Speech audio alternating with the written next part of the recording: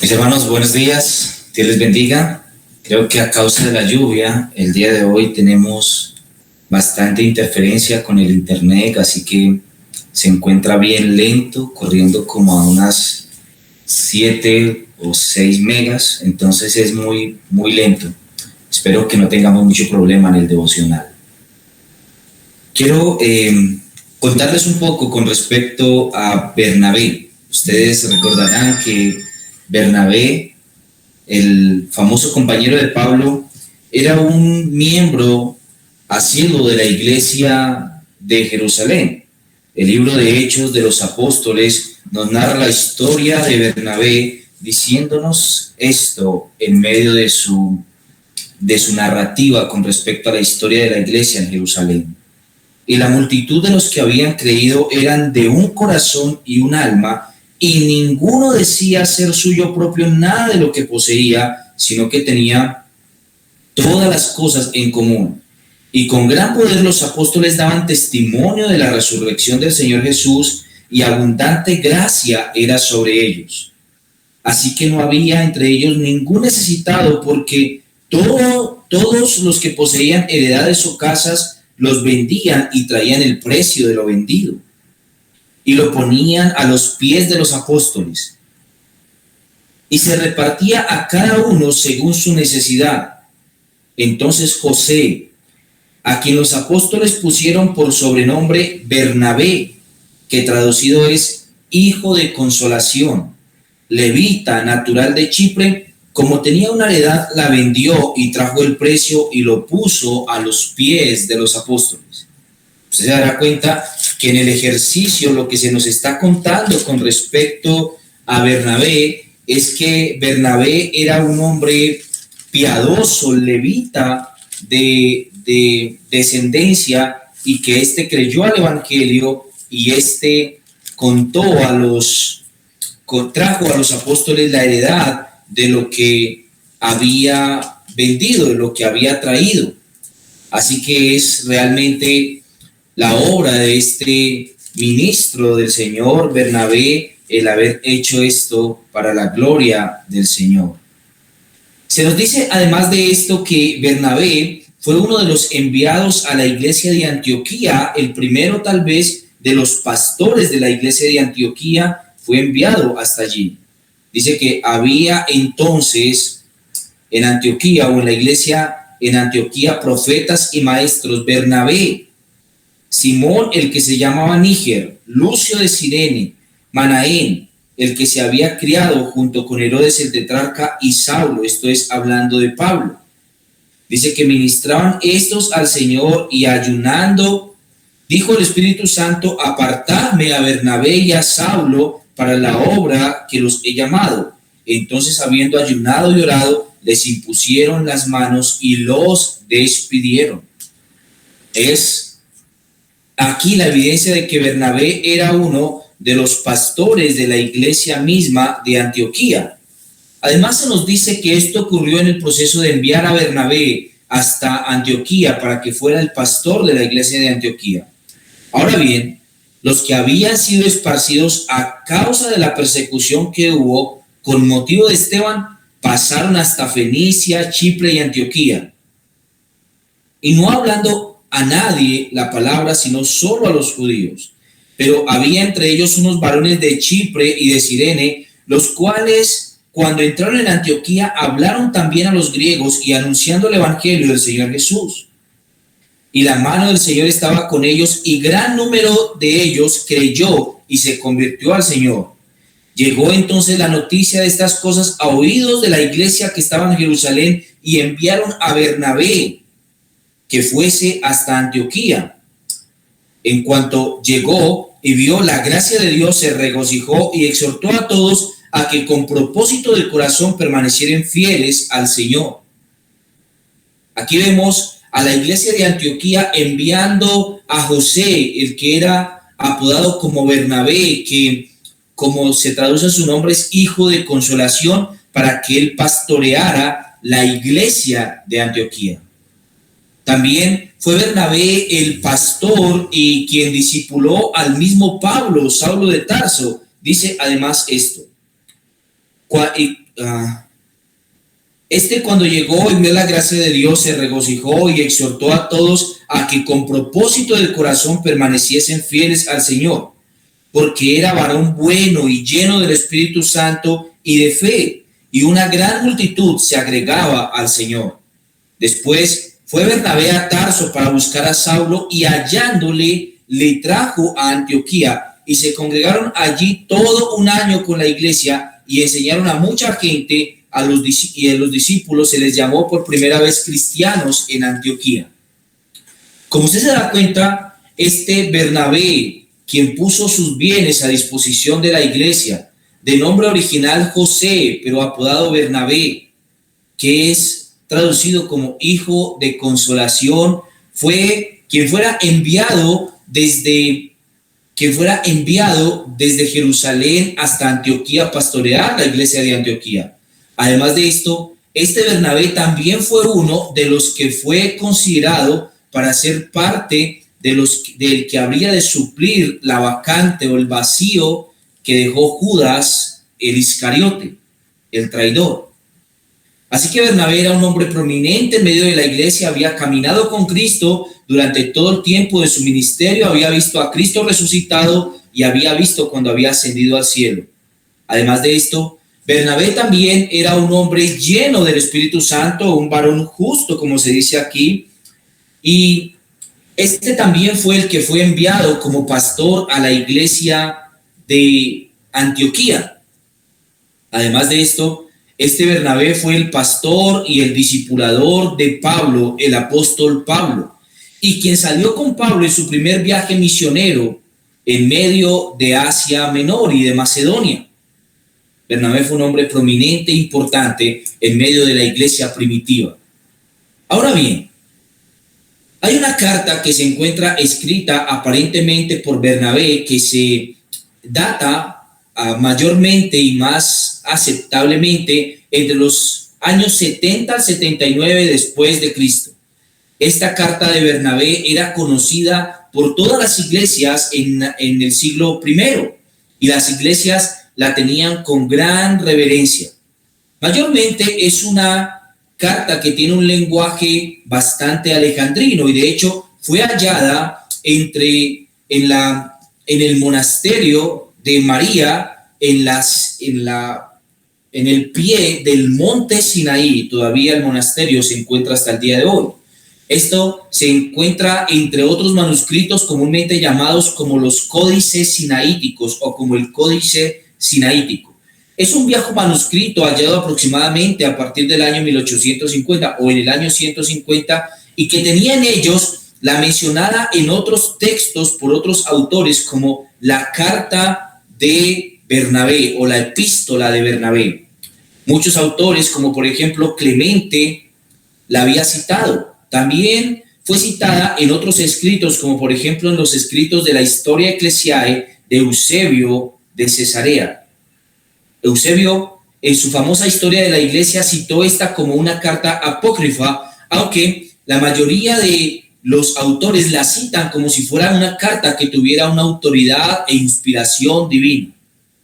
¿Quién fue entonces este famoso Bernabé al que se hace referencia en los diferentes textos de la iglesia primitiva? Muy probablemente Bernabé haya sido un hombre de origen alejandrino. De hecho, algunos de los autores dijeron que Bernabé era el mismo Bernabé que acabo de mencionarles en el libro de los Hechos. Y sin embargo, también dijeron que Bernabé era de origen alejandrino, de natalidad alejandrina. Algunos, como por ejemplo Clemente de Alejandría, el famoso, uno de los famosos escritores de aquella época, que no puede confundirse con Clemente de Roma, el que nosotros hemos estudiado ya. Clemente de Alejandría es el primero que habla de Bernabé como el autor de esta epístola. Luego se cita con frecuencia llamándosele a como el apóstol o el profeta Bernabé, lo que encaja perfectamente con las afirmaciones de la Biblia, siendo que el mismo Bernabé fue uno de los postulados para ocupar el lugar de Judas el Iscariote. Fue un compañero de Pablo. Bernabé, el mismo que predicó junto con el apóstol Pablo y el mismo que fue colocado como uno de los candidatos por los apóstoles para ser el que suplía el lugar de Judas el Iscariote, el mismo que se dedicó al ministerio de los gentiles. Unos pocos años después, el famoso Orígenes, también de Alejandría, cita la carta de Bernabé como si fuera una carta inspirada por el Señor, como si fuera canónica. Y menciona una de sus frases para apelar a una famosa doctrina que predicó Orígenes de Alejandría con respecto a los ángeles. Él dijo que era el compañero de Pablo y el mismo que había predicado con él. Esto es lo que él cita con respecto a Bernabé. Está escrito en la carta o en la epístola universal de Bernabé. Y Orígenes toma esto como si fuera autoridad canónica y como si fuera inspirada por el Espíritu Santo. Aunque la mayoría de todos los autores hacen referencia a esto como que no hay evidencia real que pueda afirmar que Bernabé es el mismo que escribió esta carta. Ahora bien, Orígenes lo toma como autoridad para diseñar su doctrina de los ángeles. Y además de esto, se nos menciona en las noticias primitivas que se encuentra entre los padres llamados como los padres alejandrinos y que el mismo texto fue escrito originalmente en Alejandría. Todavía se encuentra hasta el día de hoy las ruinas del Teatro Romano en Alejandría, el lugar donde probablemente se escribió la carta de Bernabé. Eusebio, el historiador, también menciona la carta de Bernabé, pero Eusebio sí lo coloca como un escrito apócrifo o espurio, entre los que se encuentran también el libro de los Hechos de Pablo, el Pastor de Hermas, del que hablaremos más adelante, el Apocalipsis de Pedro, a quien también citaremos, la Didache, que también la citamos anteriormente, o también llamada la Doctrina de los Apóstoles. Estos libros son mencionados por Eusebio, el historiador, como libros espurios, es decir, que fueron escritos atribuyéndosele a autores que realmente no fueron los escritores de dichos libros. De hecho, el redactor de la carta o de la epístola de Bernabé en ningún momento afirma ser el apóstol, entre comillas, Bernabé. Lo cual sería muy extraño, siendo que si él fue uno de los compañeros de Pablo y también fue el discipulador de Pablo, el maestro en la fe de Pablo, entonces esperaría que algunos de los elementos de Pablo también los contenga Bernabé, o más bien a la inversa. Pablo debió haber contenido muchos de los elementos de su maestro, Bernabé, porque es el orden natural. Así que no se menciona, como Pablo mencionaría en los textos del Nuevo Testamento, que esta es una carta de tal a tal persona. Y Pablo siempre citó de esa manera, siendo que era necesario que él afirmara quién era el destinatario y quién era el redactor también de la carta.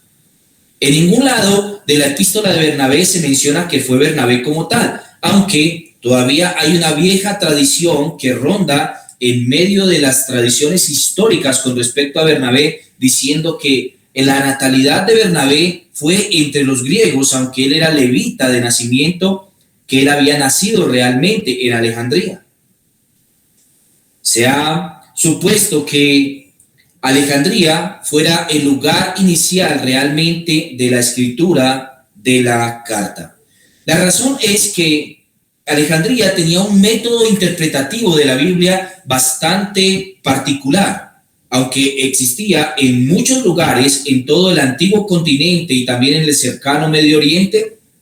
Debemos pensar que Alejandría había promocionado este método de interpretación de la Biblia que era más prominente en esta ciudad que en las demás partes, particularmente del imperio. Ahora, este método fue conocido como el método alegórico. Era una forma de interpretar la Biblia en la cual las alegorías eran el patrón constante en la interpretación de la Biblia. Se tomaba un pasaje de la Biblia, mayormente del Antiguo Testamento, y se alegorizaba para aplicárselo a los cristianos como si fueran con respecto a él. Déjeme que le dé un ejemplo con respecto a estas afirmaciones. Uno de ellos se encuentra primeramente en Génesis capítulo 1, en la interpretación que la epístola de Bernabé le da a Génesis 1, cuando habla con respecto a hacer el hombre conforme a su imagen y semejanza. Inmediatamente lo remite a Cristo, saltando totalmente a los seres humanos como tal, como receptores primarios de este texto. Alegoriza el autor de la epístola de Bernabé que este texto se menciona con respecto a Cristo directamente, hablando de él como aquella imagen y semejanza perfecta de Dios, y los hombres solamente por implicación, siendo que ellos no traían en sí mismos de una forma real la imagen de Dios. Aunque el texto es alegorizado, tiene una cierta aplicación verídica que podía confundir muchísimo y con mucha facilidad a quienes fueran su audiencia original. Es verdad que Cristo es la imagen primaria del Señor, o la imagen primaria de Dios. Él es la imagen perfecta de Dios.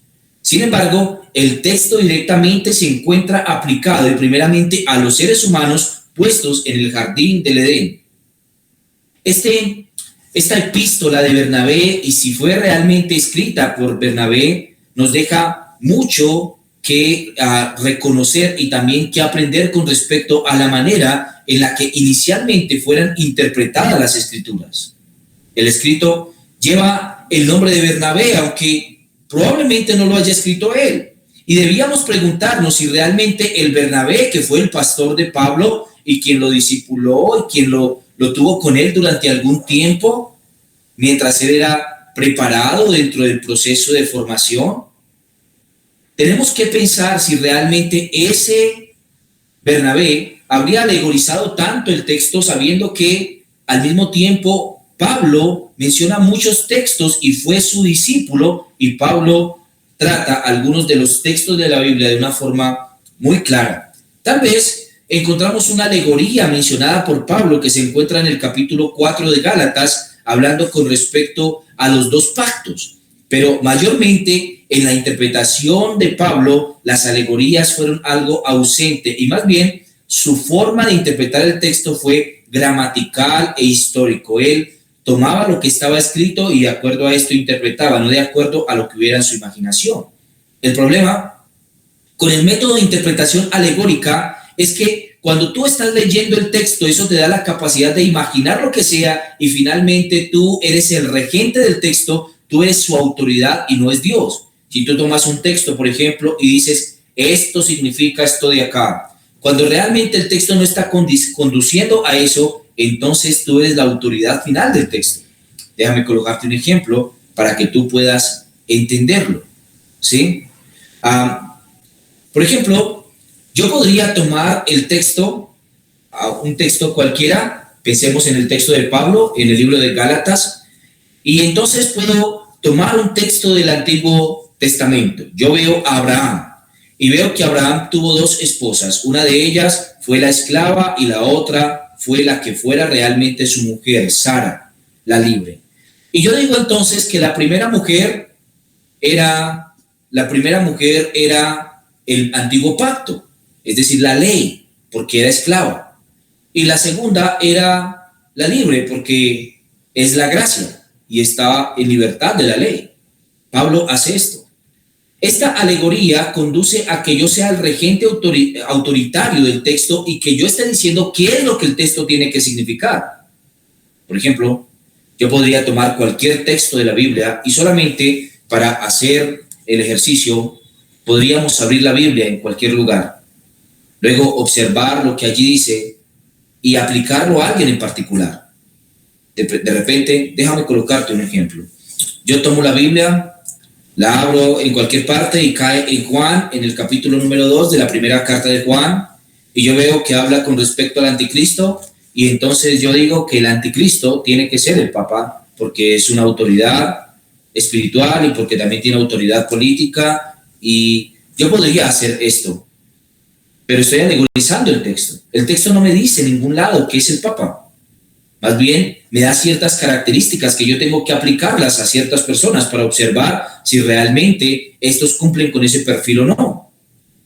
La alegorización del texto puede llevarnos a nosotros a interpretar de una forma fantasiosa el texto. De hecho, esto fue lo que ocurrió mayormente con los padres apostólicos o la patrística. Ellos tomaron muchos textos y utilizaron este método de interpretación alegórico mayormente del Antiguo Testamento para aplicársele a los cristianos. Muchas veces, al intentar nosotros interpretar la Biblia, utilizamos este método, intentando alegorizar las cosas para que digan algo que nosotros pensamos que tienen que decir. Por ejemplo, déjame citarte un ejemplo muy común de este tipo de interpretación alegórica. El libro de Mateo, el Evangelio de Mateo, es un gran ejemplo con respecto a esto. Ciertamente, yo voy a llegar a esta conclusión de acuerdo a lo que leo en el libro de Mateo. En el capítulo número 24 de Mateo, él nos narra esta historia. Dice, 2 mujeres estarán moliendo en un molino y la una será tomada y la otra será dejada. Velad pues, porque no sabéis a qué hora ha de venir vuestro Señor. De acuerdo a lo que yo he acabado de leer y desconociendo un montón de elementos adicionales, yo entonces llego a la conclusión de que mientras ellas se encuentran trabajando, una desaparecerá, su ropa quedará allí y la otra se quedará en ese mismo lugar. Y desconozco todo el resto y entonces yo afirmo por medio de esto una venida o una prevenida del Señor, un pre-regreso del Señor, como ha afirmado el dispensacionalismo. Y entonces yo afirmo de acuerdo a esto que hay un rapto secreto del Señor para su iglesia. Y que ese rapto secreto será así, de repente estarán 2 personas y una de repente quedará ahí y la otra sí será tomada. Pero que ese rapto será secreto, todavía nadie lo verá, porque vendrá un rapto siguiente, puesto que una será tomada y la otra será dejada. Cuando yo utilizo ese método de interpretación, finalmente yo puedo decir lo que sea, porque alegorizo todos los textos a la manera que yo pienso. Este método fue utilizado por muchos en el Antiguo Testamento, principalmente los padres de la iglesia primitiva o los patrísticos. Estos utilizaron el Antiguo Testamento de forma muy alegórica para aplicar estas cosas al cristianismo. Y no pudieron de una manera contundente pasar del judaísmo al cristianismo, sino que muchos destruyeron el judaísmo con tal de no tener que afirmar o enfrentarse a las prácticas y demás del judaísmo. Todo esto lo sintieron como judaizante. Ahora, este escrito, aunque es un escrito bastante alegórico, la carta de Bernabé, nos muestra una intención sincera del autor en que el cristianismo tomara en cuenta el conocimiento de la Biblia. En palabras exactas del autor, él dice, tenía deseos de enviaros un breve escrito para que junto con vuestra fe, vuestro conocimiento sea también perfecto. Lo que él está diciendo es que él quería que la gnosis de nosotros fuera perfecta, o conocida comúnmente como la gnosis. Fuera perfecta. Esto tenía que ver con el conocimiento, que nuestro conocimiento fuera tan perfecto como nuestra ley, como nuestra fe. Pero mientras él afirma estas palabras, al mismo tiempo toma los textos y los alegoriza para mostrar cómo el judaísmo malinterpretó todos los textos. De hecho, el autor de esta carta era inflexible con el judaísmo y colocó al judaísmo como antagonista particularmente del mismo texto de la escritura. En estas menciones que se encuentran aquí, el judaísmo habló de manera contundente contra el cristianismo.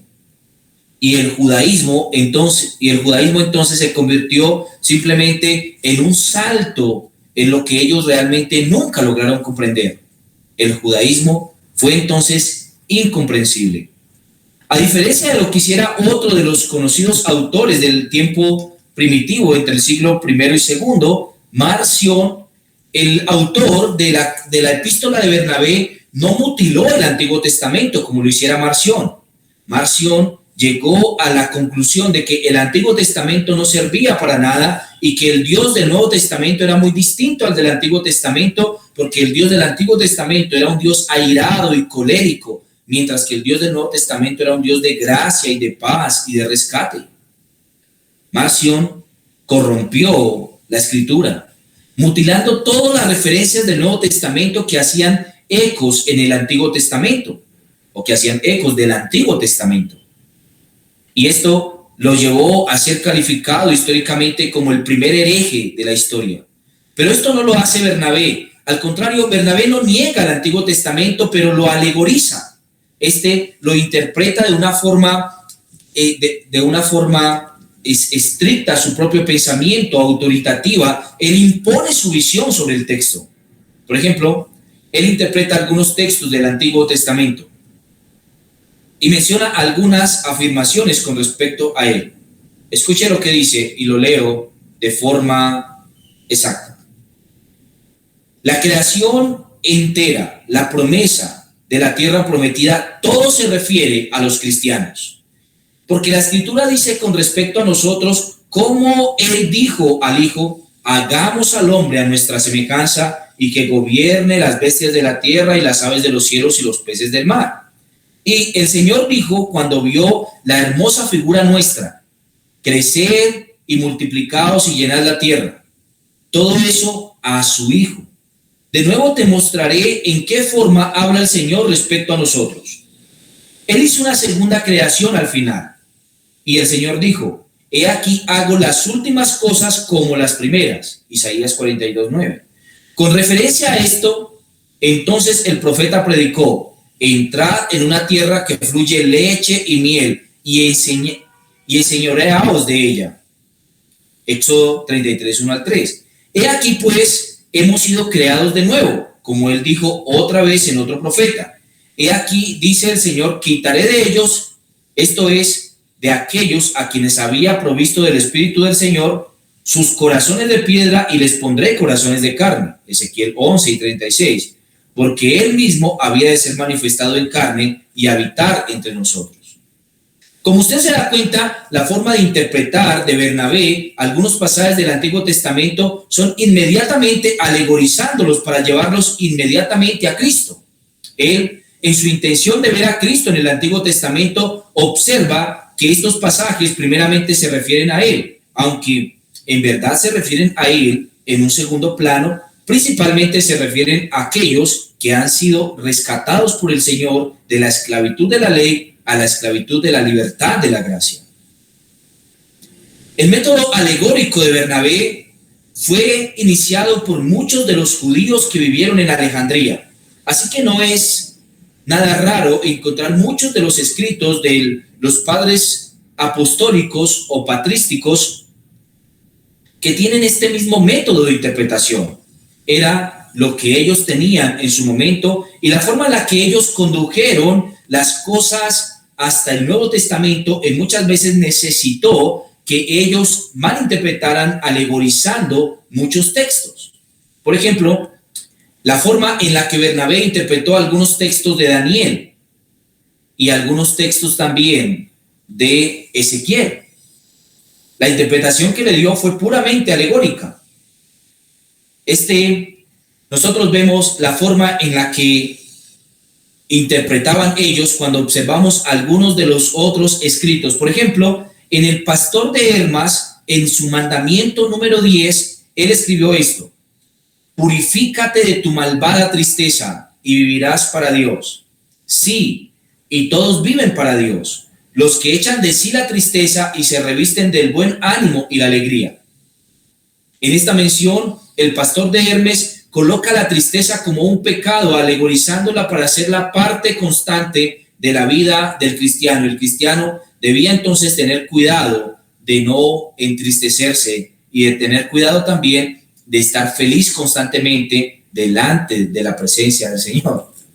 Por supuesto, esto es un mandato, pero la forma en la que él lo interpretó alegórica no conducía hasta allá. Otro ejemplo lo tenemos en la famosa epístola de Bernabé, en esta misma epístola. Cuando Bernabé interpreta Daniel capítulo 7, en el versículo 7, y cita la ilustración de los cuernos, él llega a la conclusión de que los 3 cuernos son en realidad el mismo cuerno. Recuerden que en Daniel capítulo 7 se mencionan 3 cuernos que están brotando de la bestia, y luego hay un cuerno pequeñito que es como un excremento execrado de los otros 3 cuernos. La conclusión de el mismo escritor de la epístola de Bernabé es que ese cuerno tiene que ser el emperador de su tiempo, que ese pequeño cuerno tiene que ser el emperador de su tiempo, saltándose a un montón de emperadores. Por ejemplo, en su teoría, la fecha dependerá de cuándo se encuentran en vigencia los tres cuernos y el cuerno más pequeño o el retoño del cuerno. Aquí no hay una teoría propuesta con respecto a esto que pueda satisfacernos. La interpretación de él es que empieza a hacer mención de los emperadores del Imperio Romano, y luego, para poder llegar a que el último cuerno o ese pequeño cuerno es el emperador Vespasiano, que es el emperador de su época, él tiene que saltarse a algunos emperadores, aunque va citándolos uno por uno hasta que hace mención de los 10. Finalmente, él hace mención de Vespasiano como el último de esos emperadores, saltándose algunos de ellos, porque si hace una numeración uno por uno no encajaría. Así que de forma autoritativa, se salta al menos a 2 de los emperadores para llegar al tercero. También se ve obligado a considerar entonces que los últimos cuernos y el pequeño cuerno realmente es el mismo. Lo coloca bajo una percepción histórica en los años 96 al 98 y omite de manera voluntaria al emperador Julio y también al emperador Vitelio de la lista de los Césares que comprenden los 10 cuernos. Esta interpretación alegórica la utiliza para que su audiencia esté expectante a que este último cuerno realmente es el cuerno que se encuentra en vigencia en ese momento. Hay muchas objeciones contra su interpretación en este caso. Un segundo pasaje que nos provee un ejemplo con respecto a esto se encuentra en el capítulo 16 de la epístola de Bernabé. En esta, él cita Isaías en el capítulo 49, verso 17. En ella se predice a los judíos que los mismos que derribaron este templo lo reedificarán. Y la interpretación sigue diciendo que esto está teniendo lugar en este momento. Por haber ido a la guerra, fue derribado por sus enemigos. Ahora, también sus súbditos son sus enemigos, es decir, los romanos. Y según menciona la misma epístola de Bernabé, los romanos serían entonces ahora los que reedificarían el templo. Para aquel tiempo, el templo de Jerusalén estaba siendo destruido y la epístola de Bernabé estaba profetizando su reconstrucción en manos de los romanos, los súbditos de sus enemigos, los romanos. Ellos reedificarían el templo. Esto es considerado por los intérpretes en general refiriéndose al templo físico de Jerusalén. Y normalmente la forma en la que él interpreta el texto es que inmediatamente salta de allí a una interpretación temporal en la cual esto está ocurriendo en este momento, pero además de esto, inmediatamente él pasa por alto la afirmación de la destrucción literal del templo también y se salta a la destrucción del cuerpo físico, tanto de Cristo como también de los cristianos. Inmediatamente él aplica entonces este texto saltándose de la verdad histórica y gramatical inmediatamente a la alegórica, haciendo saber que realmente el templo somos nosotros, es nuestro cuerpo y también es la iglesia cristiana como un todo. Aunque esto es verdad y es aplicativo a nosotros, no podemos desconocer la verdad histórica que mencionaba también la destrucción física de Jerusalén y también la indignación mostrada por Dios contra el pueblo de Jerusalén cuando el emperador, por mandato de Tito, vino y destruyó la ciudad. Algunos de las alegorías famosas de nuestros días, nosotros las vemos hoy. Gente que malinterpreta los textos con aras a buscar algún fin, alegorizándolos.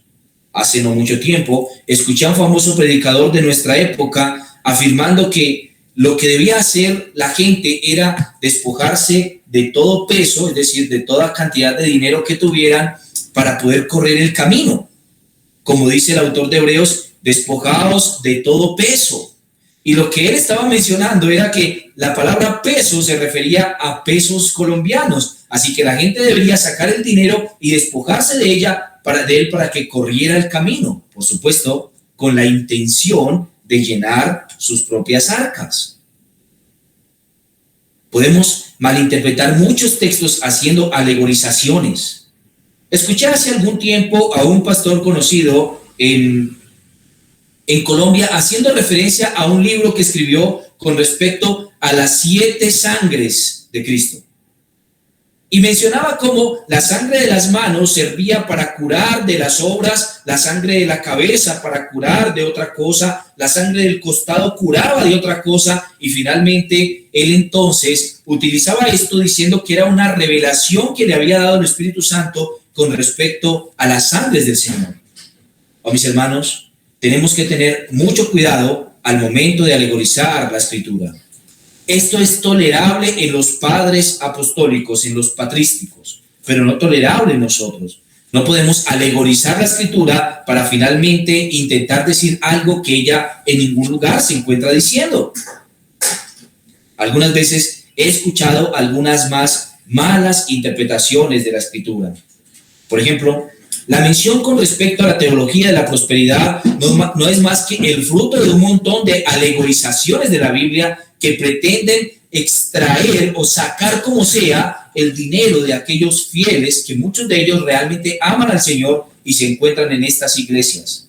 Por medio de la alegorización de la Escritura se utiliza un texto para un fin incorrecto, solamente alegorizándolo. Por ejemplo, al decirle a las personas y a predicarles una fe expectante, diciéndoles que si ellos dan, Dios les devolverá, que si ellos siembran, entonces Dios les recompensará. ¿Te das cuenta que la misma palabra siembra es una alegorización de algún texto de la Biblia? El que siembra, recoge. El que echa su pan sobre las aguas, después lo recogerá. Y podríamos aplicar ese texto directamente al dinero y a la invitación a las personas para que den, si lo alegorizamos. Pero esto no es lo que está diciendo el texto. La alegoría es una forma peligrosa de interpretar la Biblia, porque deja que nuestra imaginación vuele hasta donde quiere y nos convierte a nosotros en los regentes, en los jueces de la Biblia y los que determinamos qué es lo que tiene que significar un texto. Hace no mucho tiempo escuché a un hombre diciendo que siempre que la Biblia utiliza la palabra Dios, se está refiriendo a Dios el Padre. Claro, es una alegorización del texto. Porque aunque hay ocasiones que se refiere a Dios el Padre, no siempre se refiere a Dios el Padre, y eso puede hacernos caer en una gran herejía. Necesitamos ir a la Escritura con un corazón sincero y dejar que la Biblia diga lo que dice. La alegoría bien puede ser una aplicación de un texto, pero nunca una interpretación de un texto. Cuando vayamos a la Biblia, recordemos siempre que ella dice lo que dice.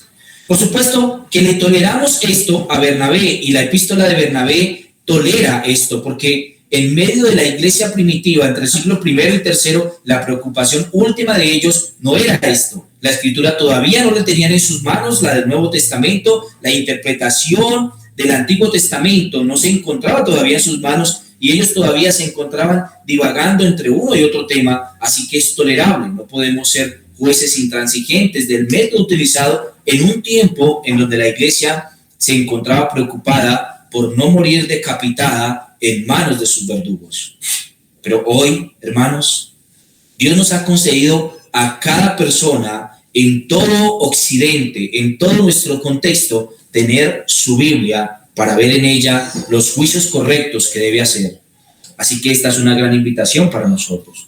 Por supuesto, la aplicación primaria de la epístola de Bernabé es que nosotros debemos tomar la escritura con sinceridad y predicarla con sinceridad y también leerla con sinceridad. No hay necesidad de alegorizar el texto, solamente deja que la Biblia diga lo que dice. Y luego, por aplicaciones, utiliza las aplicaciones para tu vida. Hay libertad allí para que hagas esto. Porque Dios obra en tu vida de manera que cuando tú lees un texto, inmediatamente, en muchas ocasiones, el Espíritu Santo te despierta para entender que esto particularmente debes aplicarlo a esta situación particular que te encuentras viviendo. Esto es aplicativo. Pero al momento de observar lo que la Escritura dice, tienes que respetar las afirmaciones de la Biblia. Ahora, mis hermanos, además de esta aplicación con respecto a la epístola de Bernabé, también hay otra aplicación para nuestra vida. Esta aplicación tiene que ver con las raíces de las cuales venimos, el judaísmo. La epístola de Bernabé fue intransigente con el judaísmo. Consideró el judaísmo plenamente como simplemente una religión que nunca logró entender el verdadero propósito de Dios para el mundo. Y aunque en cierto grado esto es verdad, no podemos olvidar las palabras de Pablo en los Romanos, donde nos recuerda que nosotros hemos heredado el judaísmo a los profetas, la escritura, y también hemos heredado el Cristo del judaísmo. Así que es necesario que nosotros reconozcamos que Dios utilizó este pueblo como una base, un piso, una cepa, una raíz sobre la cual edificó su verdadera iglesia, que se encuentra compuesta por judíos y por gentiles, por nosotros y por ellos. Pero por supuesto, no podemos tener en tan alta estima al judaísmo como para volvernos a las prácticas judaizantes. Hoy mismo muchas sectas han caído en este gran problema porque han visto al Israel nacional, el Israel de hoy, como si fuera la nación de Dios, el pueblo de Dios, cuando esto no es verdad. El Israel de hoy fue reconocido como Israel después de la Segunda Guerra Mundial. Y además de esto, el Israel de hoy solamente es un pueblo más como cualquier pueblo en el mundo que necesita convertirse a Cristo. Este pueblo, aunque nos heredó grandes cosas, no reconoció al Mesías mayormente y esto lo condenó en el infierno. Pero entre todos aquellos judíos piadosos que creyeron que el Antiguo Testamento conducía naturalmente a Cristo, hay mucho que valorar. Por eso la nación de Dios, el Israel de Dios, es un pueblo compuesto por judíos y por gentiles, no solamente por judíos, no solamente por gentiles, sino que de ambos pueblos Él hizo uno solo.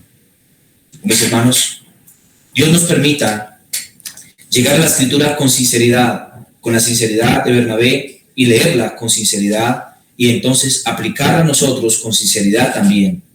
Siempre, hermanos, las alegorías tienen algo de riqueza, y es que nos permiten llevar los textos de la Biblia hasta nuestra vida, pero debemos procurar siempre que las alegorías no sean tan fantasiosas como para finalmente hacernos ver en la Biblia algo que no se encuentra allí.